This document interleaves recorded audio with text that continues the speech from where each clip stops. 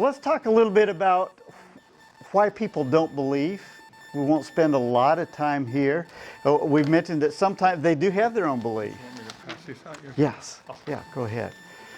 So if they come from another faith tradition, another world tradition, they do have a belief. One of the things I fully believe is that everyone is on a spiritual journey. It's just their spiritual journeys are different. So even someone who is an active non-believer, they're on a spiritual journey. They've made some decisions. And we want to be people who of influence. Tim Keller, who is probably in the Christian world in the U.S. our best apologist now, in talking about helping people come to understand why they're not believing. And Tim Keller talks about DefeaterBeliefs. And he says, American culture has created a web of defeater beliefs that have captured people's attention and mind and hearts. And so he's given some words to it.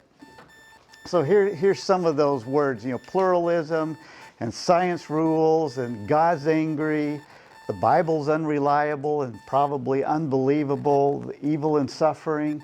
All those things are words that become catchwords for unbelief. And they then form this net that people live in, so that today Christianity is not only the intolerable belief, but it's just stupid.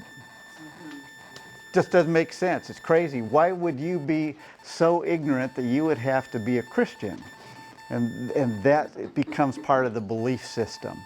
And so people are just caught up into that just completely. It surrounds us, and it also impacts us, which is part of the reason that makes it difficult sometimes to engage in spiritual conversations with people, because we know that they may be on some other side and they're going to think of us as the bad person. So I was on an airplane, sat down next to this woman. In fact, it was almost all women on the plane. And I was going, I wonder what's going on here. Well, my flight where I had changed planes was in Las Vegas, and it was a convention of kind of hospital mid-level administrators who just happened to be mostly women. And so they were going back to Portland, and sat down, and I just, introduced myself, and we said a few things. As the flight got going, I started talking with the woman next to me. Her name was Gina, which is my wife's name. And so that got us talking a little bit, and that's where I found out that they were in this hospital convention and had been there 3 days, and they were going home and da-da-da. And then pretty soon she asked what I kind of considered the fatal question. She said, what do you do? And I said, I help new churches get started. And she literally broke out in sweat across her forehead. She said, so you're a Christian? I said, yes. She said, are you one of those Bible-believing Christians? I said, yes. And sweat broke out across her upper lip. I mean, we're sitting right there next to each other, right? I mean, yeah, it was heat. And she literally turned to her person sitting next to her and said, oh my God, why did I have to have a Christian sit next to me? But we started talking, and we spent the whole plane flight talking. We ended up talking about death and afterlife and just all sorts of things. And when we landed, she looked at me, she said, when you came and sat down next to me and I found out you were a Christian, I thought, oh my God, why is a Christian sitting next to me? And I thought, no, you didn't think it. You said it right out loud. You just didn't know it. She said, but this was one of the best conversations I've ever had. I said, I didn't know Christians could have conversations like this. I said, have you had many conversations with Christians like this? She said, no. She said, what makes you different? I said, I'm not sure I am that different. I said, Christians are good people. But that defeater belief had just captured her mind and imagination. I have no idea what happened to Gina, but I do know that day she had a meeting with God that she didn't expect, because God is pursuing her in her life. So here's some challenge points. I want to get these out to you. This is what church planters and what we tell church planters. So in their first year, when they move into a place to start a church, they need to get a list of 1,000 people in 1 year's time. That means they get their first name and their last name and a contact, whether it's email or their phone number for texting, or maybe even their physical address, but they've got to have those 1,000 people. And so that's one of those things they have to figure out, how am I going to do that? And then every year after, we say, if you're going to be growing, you need to add 250 people to your list.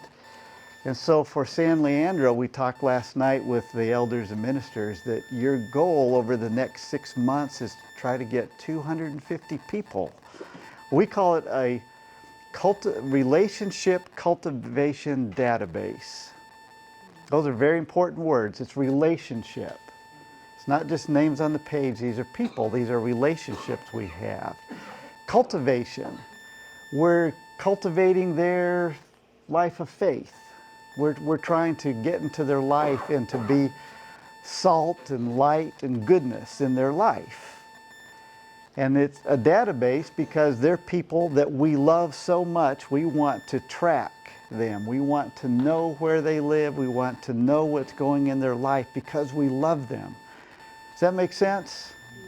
This is not just a list of random names. These are people that God is putting into our arena of responsibility in our life as a church. That's who these people are. And so we're going to pray for them. We're going to try to get in their lives and share birthday parties and anniversaries and go into the hospital and all the challenges that come with life. That's what we're trying to get in with them. So that's the goal, 250 people. So one of the things you're going to need to start working on is, how are you going to get that list of 250 people? That's your puzzle that you get to work on. How do you do that? I want to make an observation that so several elders raise their hand. I'm an elder. I'm just not an elder at this church, but I'm an elder.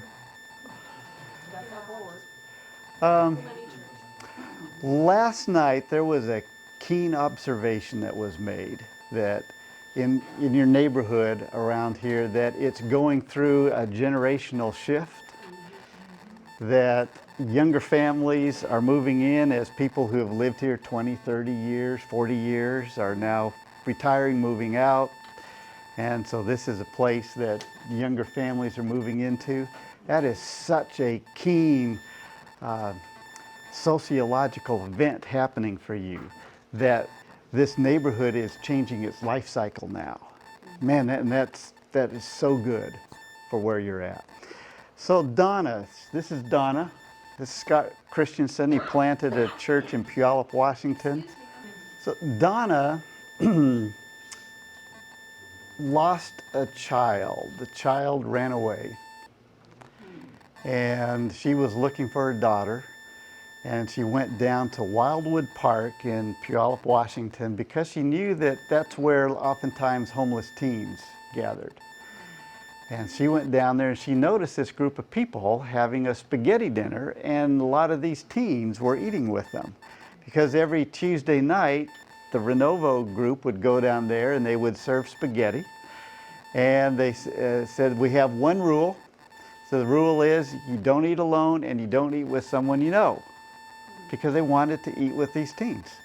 And so she went down there looking for her daughter, didn't find her daughter.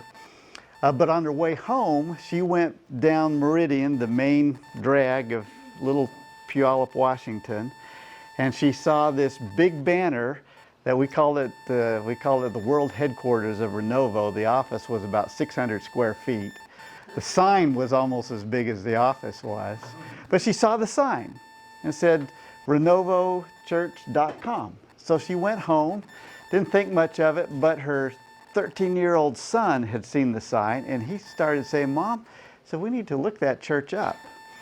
And so eventually she called Scott, and they had gone to visit one time.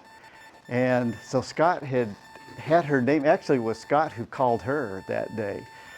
And so remember that God is involved in people's lives. So they went to Renova one time. The next week Scott called her and he asked her, so when what do? You say, well, I'm Scott Christensen, I'm the pastor at Renovo Church, and I saw you visit us. I wanted to call, tell you thank you for coming and just see if there's anything we could do for you. And he said, so how are you doing? She said, not very well. And he's thinking, she's got a cold or something. And she said, the police just left. They found the body of my daughter.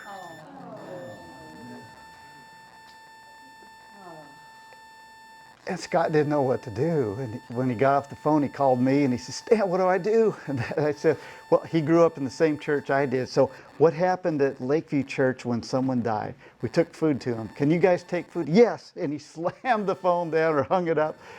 And they started taking food to that family for the next 6 weeks. And he started walking her through that process. And eventually, Donna asked Scott, would you do the funeral? Because we don't have anyone. We don't know of anyone. Her husband, very antagonistic unbeliever.